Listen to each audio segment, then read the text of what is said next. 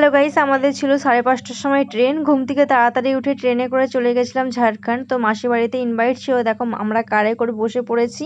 তো মাসির বাড়িতে পৌঁছে গেছি, কিছুক্ষণ দাঁড়িয়ে তারপর মাসির বাড়ি থেকে বেরিয়ে এখন চলে যাচ্ছি হাতিখেদার মন্দিরে। সেটা মাসির বাড়ির ওখানেই মন্দিরটা, দেখো মন্দিরের সামনে আমরা চলে এসেছি। আর তোমাদেরকে তো বলা হয়নি কেন গিয়েছিলাম, তো মাসির ছেলের মানসিক শোধ ছিল, তো সেই জন্য গিয়েছিলাম। আর দেখো মন্দিরের সামনে দাঁড়িয়ে পড়েছি। তো এখানে ভেড়া বলি দেওয়া হয়, তো অনেক কিছু নিয়ম আছে এই মন্দিরে। যেমন মেয়েদেরকে এই মন্দিরে প্রসাদ খাওয়া যায় না, তার মেয়েরা কোনো টিপ পড়তে পারবে না, আর ভেড়া বলি দেওয়া হলে এখানে মাংস খেতে পারবে না। এই মন্দিরে অনেক নিয়ম আর অনেক জাগ্রত, আর মন্দিরটা খুব সুন্দর। আর দেখো এখানে অনেক দোকান বসেছে। তো দেখো এখান থেকে নারকেল আর লকুনদানা কিনলাম, এটা হলো হাতিখেদা বাবার প্রসাদ। তো দেখো লাইনে দাঁড়িয়ে পড়েছি, আর যারা যারা মানত করে এখানে ডন্ডি কেটে নেয়। তারপর দেখো যারা যারা মানত করে ঘন্টিও বেঁধে দেয় এখানে। আর তোমরা যদি না বুঝতে পারো বলে দিচ্ছি, এখানে মেন হলো হাতি ঠাকুরের পুজো হয়।